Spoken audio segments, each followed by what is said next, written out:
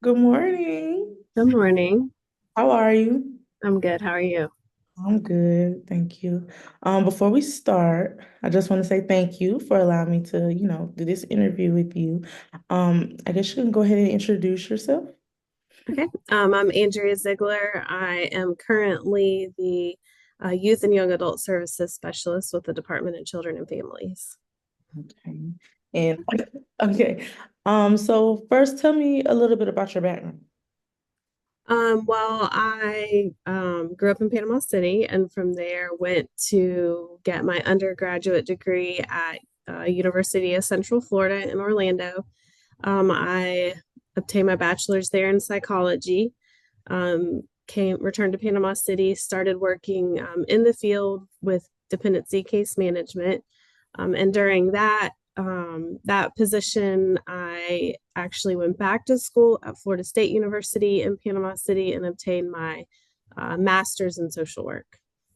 Okay, that's great. Before you started working on your bachelor's degree, and go a little backwards a little bit. Before you started working on your bachelor's degree, did you have any other career goals? Where was psychology what you wanted to get your degree in? I had always been interested in psychology. I actually started my undergraduate career in a um, for criminal crime scene investigation for CSI, and I did not like chemistry. So I switched, and like I said, I'd always kind of had an interest in psychology and just understanding why people do what they do. So it just felt like a natural switch. Okay, okay. A lot of people start off like that. Even me. I mean, I thought I wanted to be a nurse, and then I started taking some of those classes. Then I just, quickly changed my mind and found another route. So Right. I get that. Okay. After you got your bachelor's degree, can you recall some of your career goals? Did you know what direction you wanted to go in? I honestly didn't. I feel like I sort of stumbled into case management. And once I was doing the work, it really just felt like it fit. And so, child welfare, even though it's always been my main focus, it's kind of always been the path that I've wanted to stay in since I started working in the field. Okay. Do you have a crazy case management story that you can tell me about? Oh gosh, I feel like there's so many. I think one thing maybe that people don't um, realize is a lot of like the transportation piece as a case manager. And just, we cover the whole state of Florida, but I also remember flying a 5 year old to Pennsylvania who I had never met before. And she was going to live with her dad, who she barely had a relationship with. So her anxiety was high, my anxiety was high. She had a cast on her arm. I kept getting hit in the head with her cast. So that was very early on in my career, and I kind of think now like how I probably would have handled some things differently and just trying to like ease her nerves also. But just things like that. I mean, there's all kinds of like traveling around the state with the kids, um, but also, really just working with the families and the parents. There's definitely some crazy stories. We used to do our own drug tests of the parents, so those always created some interesting stories instead of them like going to a lab like they do now. Um, but yeah, I probably could write a book on some of the stories. We all can write a book about case. It's a lot, but Yes, it's a good entry level, position, so you can kind of get your feet wet and kind of see like the big part of social work. So right. okay, what was your first professional social work job? Oh, I'm so sorry. You said dependency, right? Yes, and yeah, dependency case management, working with the children that had been removed and the families trying to um I guess for not everybody knows what dependency case management is, so it might be good to explain it a little bit. But yeah, so a case manager works with the children and families. They work with the foster parents, some relatives, but really trying to focus on the reasons for removal and how to remedy those so the children can be reunified and go home to their parents. And then, of course, choosing a different permanency option if that is not able to be achieved. So it's a lot of moving parts and pieces. You're writing case plans, you're writing judicial review reports, presenting to the court, making referrals, following up on that. Just a lot of contacts. And I do believe, that it really is one of those jobs in social work that probably everybody could benefit from some experience. And just because it touches so many aspects of social work, and it's really just a great experience in social work, even though it's hard. It's hard, but like you said, you learned a lot. I learned a lot being in case management, and I mean technically now I'm still in case management, but it's for the young adults, the 18 and up, the ones that age out. But it's the same skills that I learned when I was doing regular dependency. Now I can apply some of those to independent living. And it definitely helped out. It definitely helped out a lot. Right. Okay. What were some of your success and highlights of your career?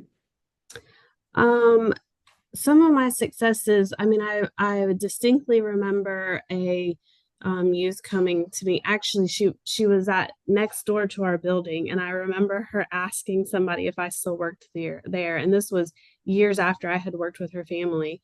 Um, and she wasn't even one of the children on my caseload. She was 18 at the time. So it was really her younger sisters that I had worked with. But she asked somebody if I still worked there and basically called me over and just thanked me and said that being involved with their family, even though I did not do the removal. I mean, I came in after the fact as a case manager. And really just helped get those girls kind of where they needed to go with their grandparents in Georgia. Again, another transport.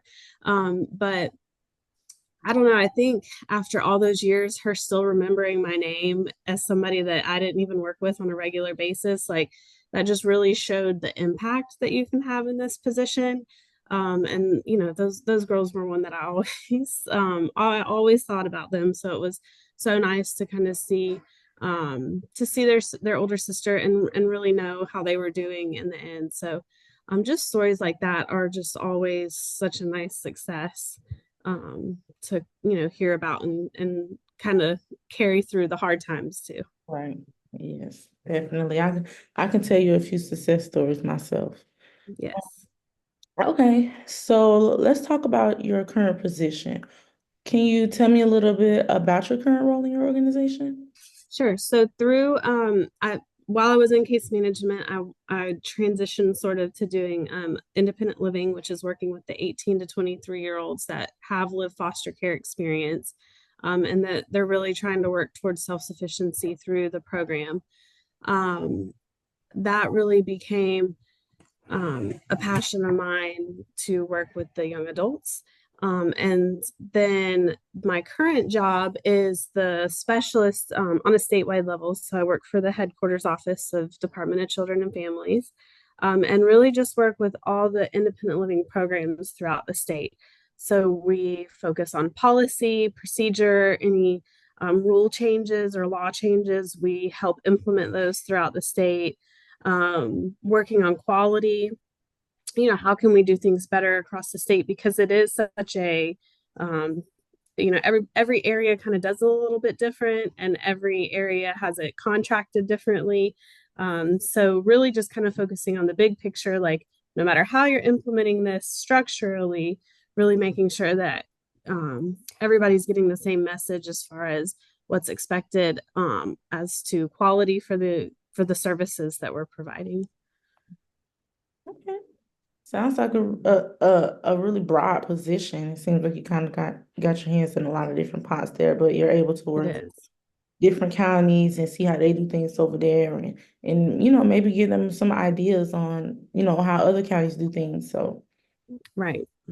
sounds good. Okay, what is your passion in your current role and why? So my passion, I mean, I think one thing when I was at the community-based care agency managing the independent living program, we always focused on quality and how can we do things better for the youth and young adults that we worked with. But in order to know that you're doing quality work, you have to have things to measure. Like you have to have outcome measurements, and that's something that in independent living, it those immediate outcome measurements kind of seem to be lacking. So of course we can survey kids when they're 25, 30 and say, have you ever experienced homelessness, or have you ever been to prison? So you can get outcome measurements like that.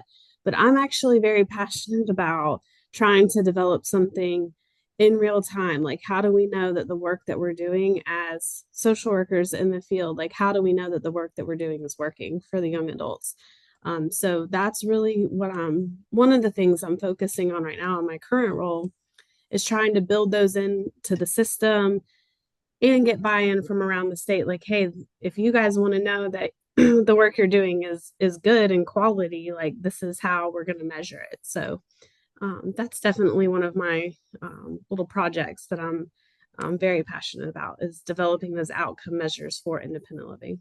Right. And then especially since you did the program, you were the program director for independent living, you kind of know like the needs and wants of the program. So you can apply that to your new position. So like I said, Right. worked out really good for you.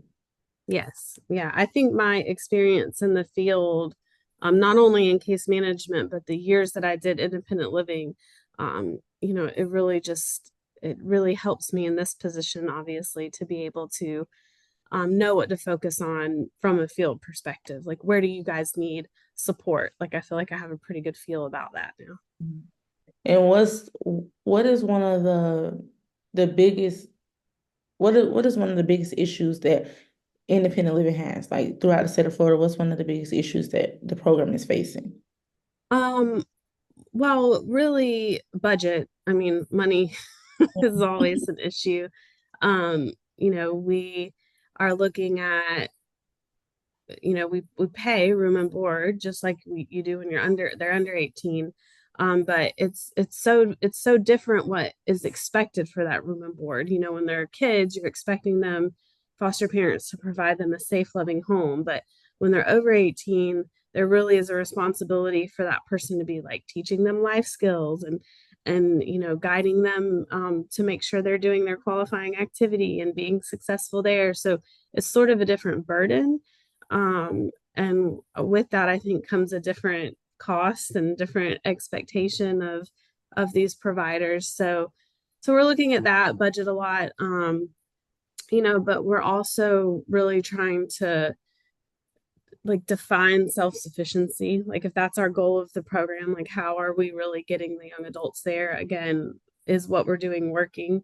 And so it's kind of almost like we have to go backwards. We have to start by developing these outcome measurements to even see where we are now as a state, and then how do we change that? So yeah, that I think that is one thing across the state that everybody desires, is obviously to manage a budget better, but also um, to really know that we're impacting these young adults' lives and moving them towards self-sufficiency.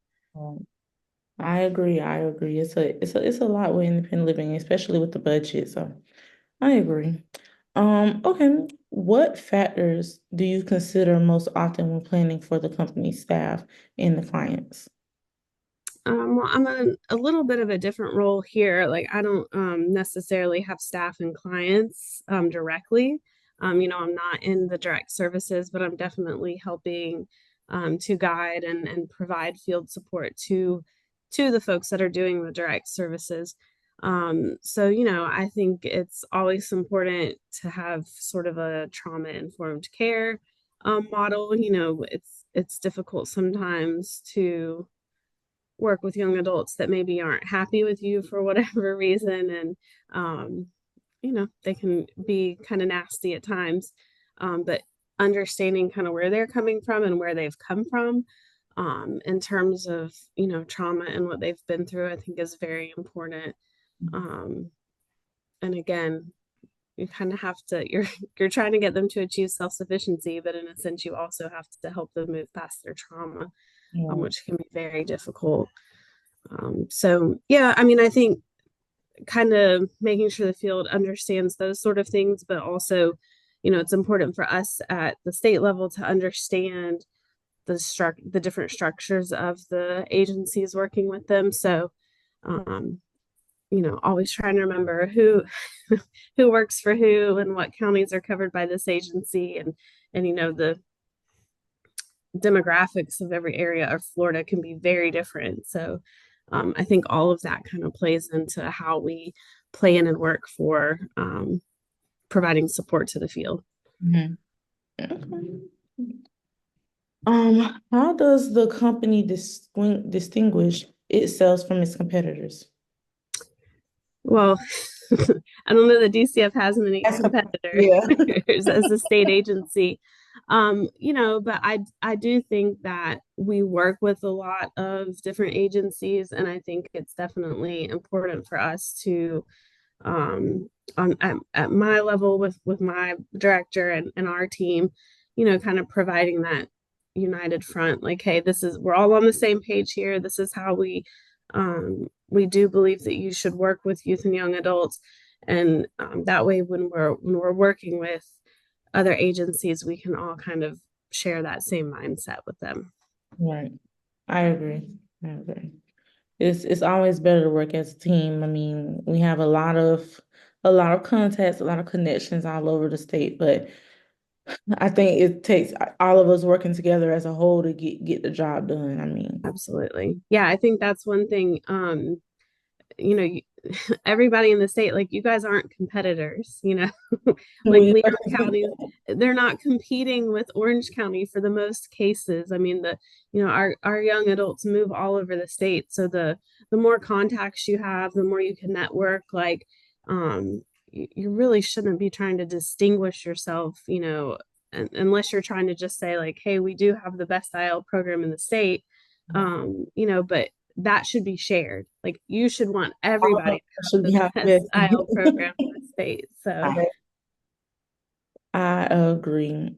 What does the company do to demonstrate its commitment to investing in professional development? well, at DCF there's a whole office of workforce development. And so it's basically a training department, but it's huge. So, they're constantly trying to, send out different trainings virtually. There's probably 10 or 15 different trainings a month you can sign up for.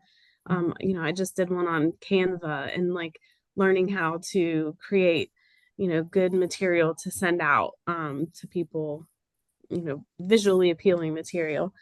Mhm. But there's also, um, annually they hold the Child and Family Wellbeing Summit, and this is where they pull together. It was just in September. I think this year there was like 2,700 people from the field, and that's everybody from investigators to case managers to service providers, and so really just pulling them together to talk about, you go to different sessions and different seminars on uh, provided by different service providers around the state and out of state. So just learning new material, and really trying to develop people professionally.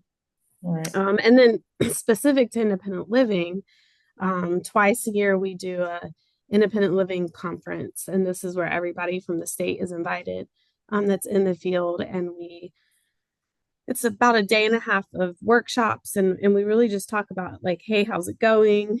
This is kind of how we see this unfolding. I think, like, this year we're going to try to focus on FISFIN, our system, and make sure everybody's doing things the same way in the system, to create some uniformity. So that's, we really, and that's unique. Case management doesn't have something like that. So us meeting twice a year in person, and then every other month we do a virtual meeting. That's definitely, I think, us as a program from the program office showing, like, hey, we want you guys to um, be on the same page and create this little community. Right. I agree. And also, I know at that IEL, that big IEL conference, you have people that are coming from out of state. So you can, I'm not trying to say steal any of their ideas, but kind of apply some of their ideas and Right. what they do there to, to Florida. So I've Absolutely. been to that conference once, and it's a really nice conference. Mhm. I enjoyed myself. Good. Um, okay. How has COVID changed, or has COVID changed any of the service delivery for your organization? Um, I mean, I think probably like with a lot of people, the virtual aspect, even though I think we had Zoom before, um, it's now almost, we're a little reliant on it. Yeah. Like I said, we just every other month we do virtual meetings with everybody statewide. So, that I think you get so much more out of. I mean, I think obviously in person is always the best. Um, but virtual is better than a conference call. So Mhm. I think just having that ability and the technology to do things like that is awesome.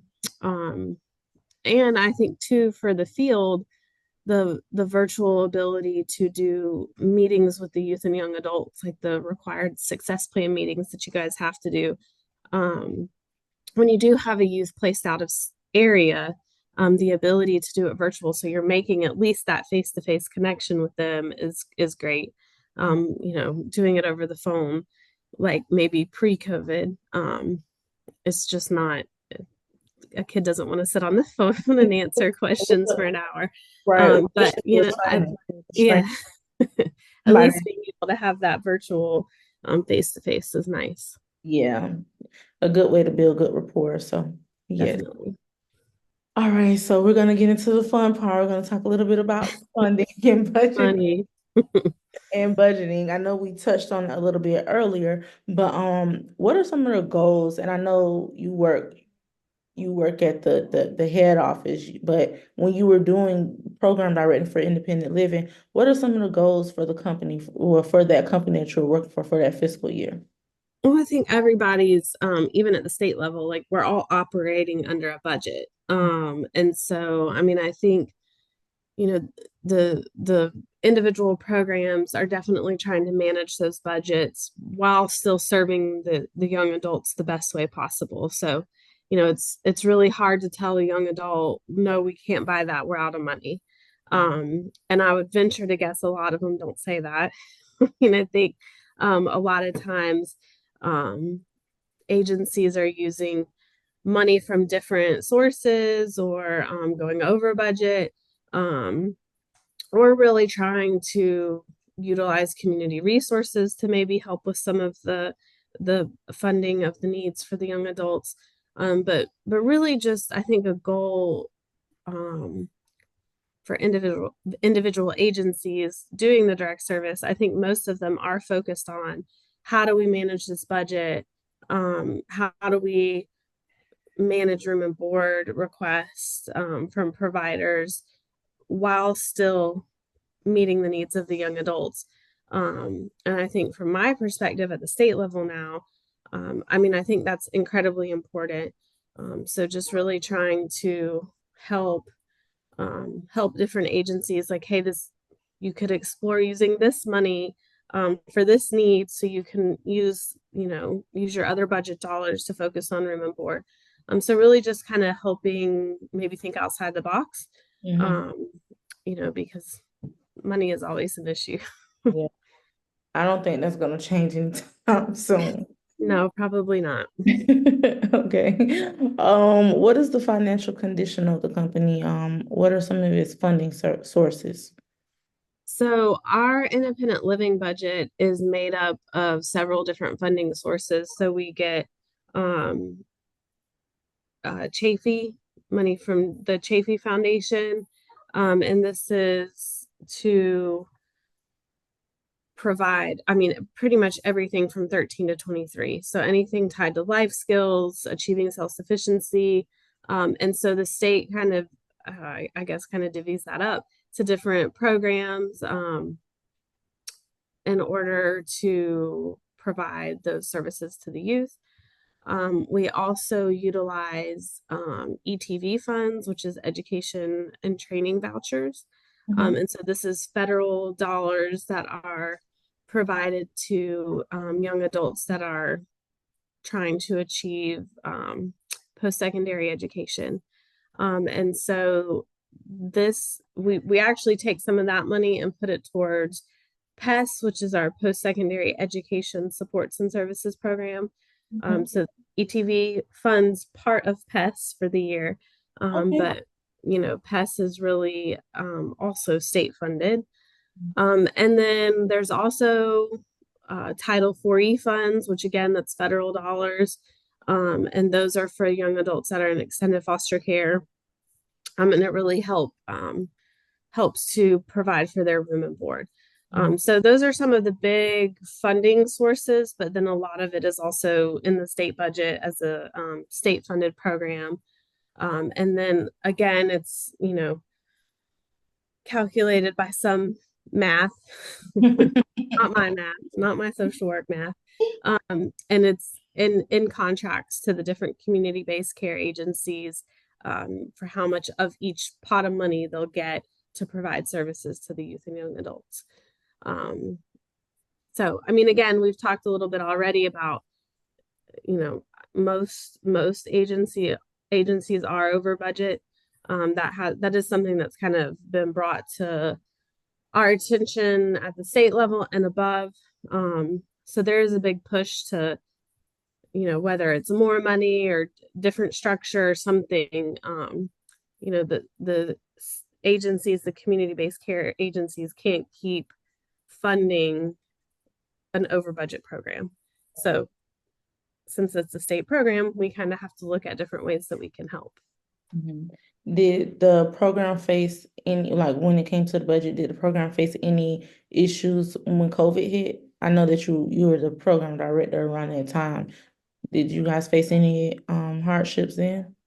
Um, yeah, I do believe that especially with the post-secondary program, um, you have to be in school. Mhm. And so I think there was a lot of young adults that maybe weren't able to go to school or couldn't do the virtual, or some schools didn't switch to the virtual model. So that definitely impacted their ability to attend and be enrolled.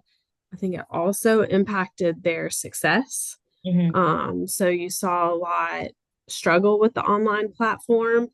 And instead of working through that, they just dropped out. So then they were terminated from the PES program. So then you know, they weren't in independent living, or maybe they switched to a different program. Um, so yeah, there was some definite service delivery issues there with COVID. Between that and then of course home visits were required to do home visits. So there was a lot of discussion on are virtual okay and for how long, and um, so that was probably the biggest issue there. Yeah. I can see that. My only thing is because it wasn't the young adults' fault that they couldn't, attend school or something like that. They didn't give the program didn't give them like any leeway. So there was some leeway given. I think they had to show that they either now if they withdrew, there's not, because I mean the requirements of the program are to be enrolled. So if they withdrew, no, they had to switch. But there's other programs within independent living, so maybe they switched to aftercare or extended foster care if they were eligible for that. um Now, and I know with extended foster care there was a time period where um you weren't allowed to terminate for not being in a qualifying activity.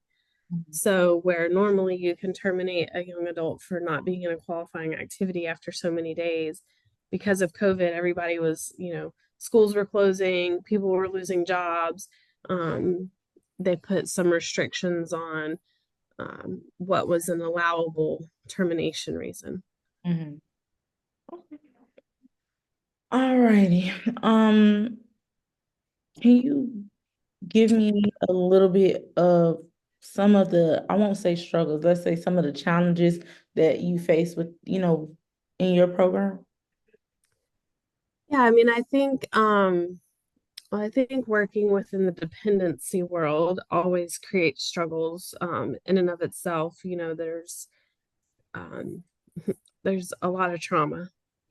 All the families, even when you're working with parents, I mean, they're dealing with their same trauma, or they're dealing with trauma that they probably never resolved from their childhood. But I think thinking specifically about the young adults, um, there's just so much for them to overcome. You know, I think everybody deals with it differently. Some have some resiliency there that others don't, and so it's just it can be frustrating as the professional working with them. Like, you have to do this way, or you know, you have to get past this, and it's um, you know, at times in that time of their life they're incapable of it. Yeah. You know, their brains are still developing also. And so it does create challenges to working with them at times. And so that's why when they do have a little bit of success, it's like such a big deal, and it's so good, and you have to celebrate it, even if it's something, you know, minor. Right. um Just but giving them yeah, encouragement yeah, help a i, lot. I think just I, I think that would be one of the things I still struggle with the most, is just when you have young adults where it's like, okay, we've done 99% of the work for you. Why can't you do the 1%? Um, so that's probably the thing that I still struggle with at times. Okay. What are things that you feel the profession can improve on? Well, I think okay, so the profession in general, as far as social work, versus independent living.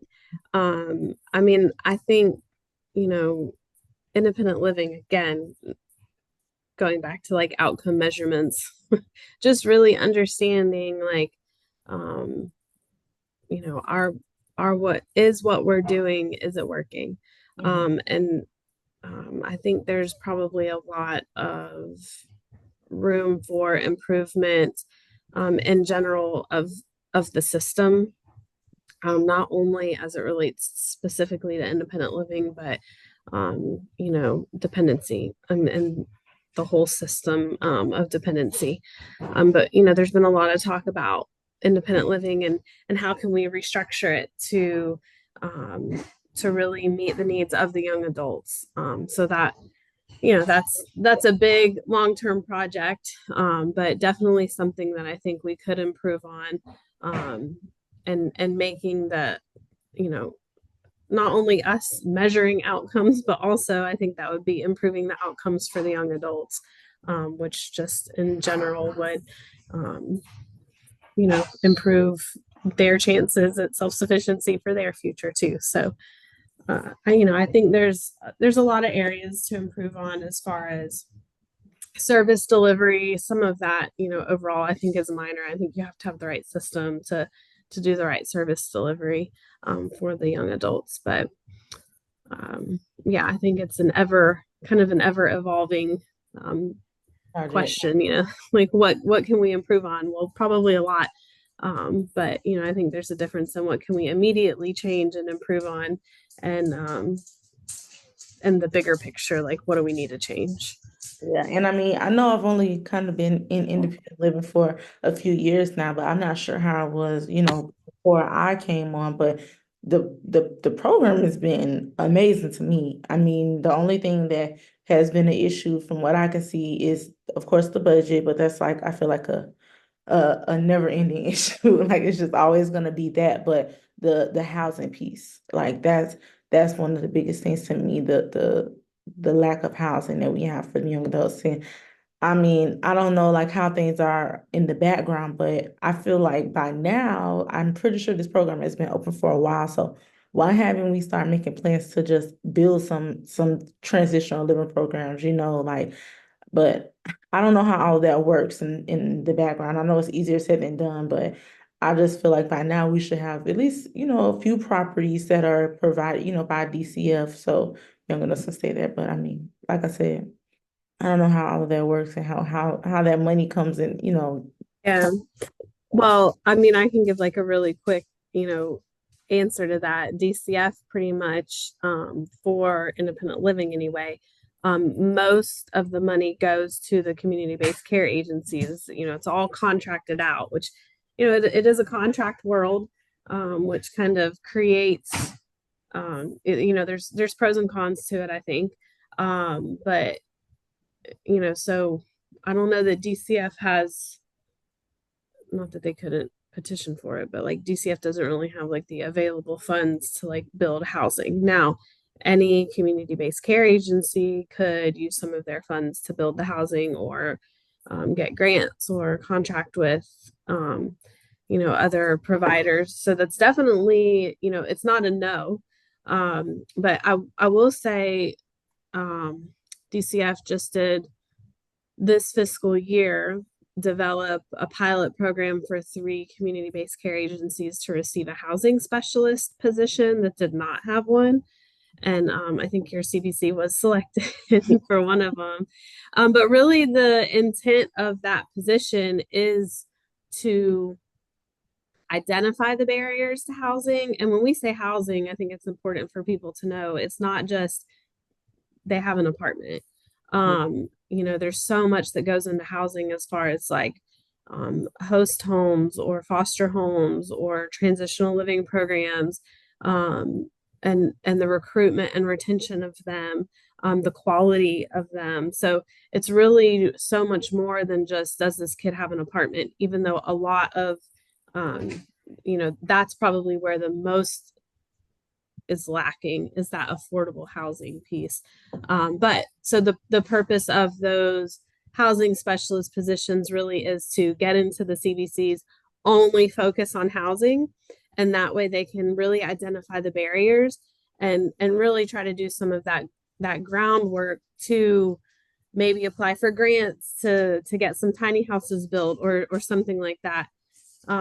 So that is one thing that the department is doing, is funding those positions for 3 areas so they can really try to identify some of the barriers and eliminate some of them. Or if they come back and they say, hey, this is impossible, we need more help in this area, that's when the department could probably utilize some of the structure to try to address some of those barriers.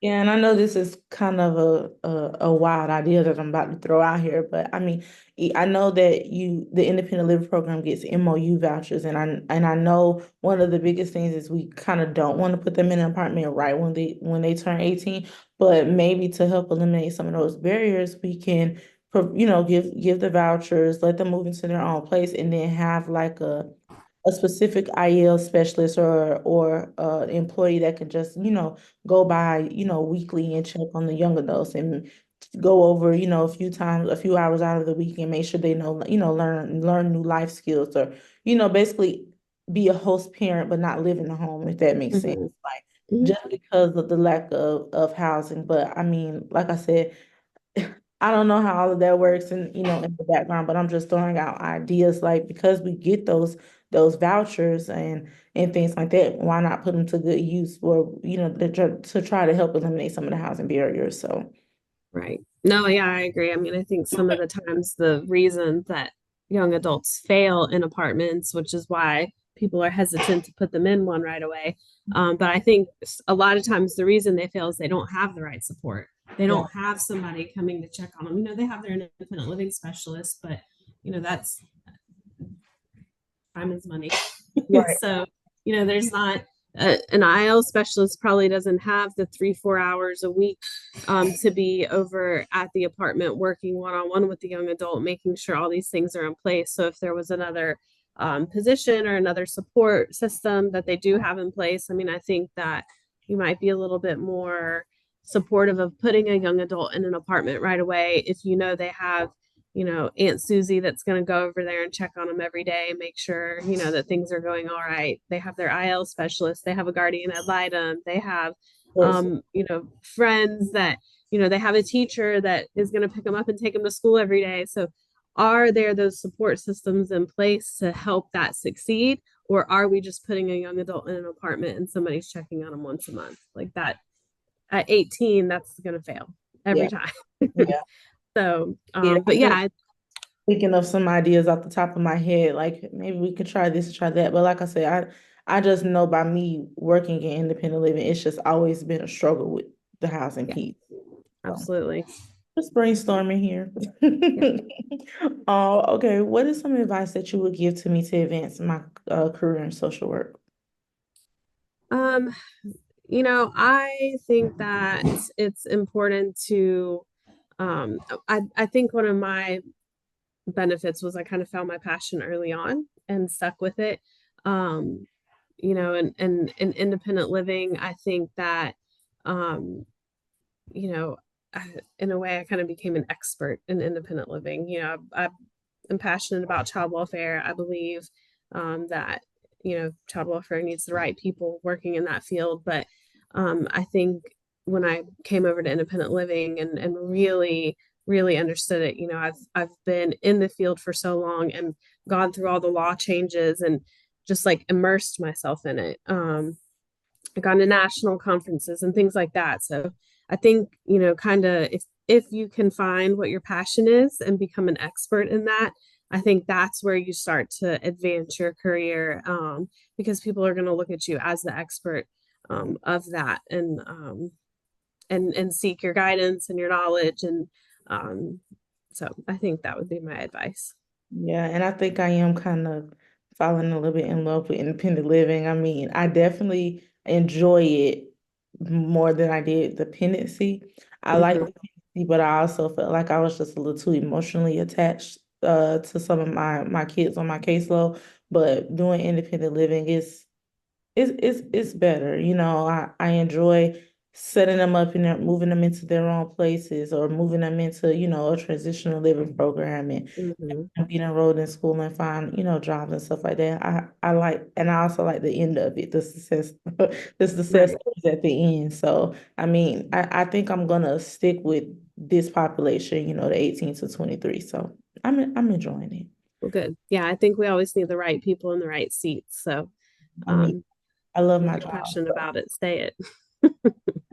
So I think I'm gonna stick to this. But okay, I really appreciate you for taking some time out of your day to help me with this interview. I don't think I missed anything. I think this went really well. I mean, maybe I Yeah. could class in person one day. Well, I always love to talk about independent living and what I do. So it's no trouble at all. Appreciate it. Thank you so much. Have a good day.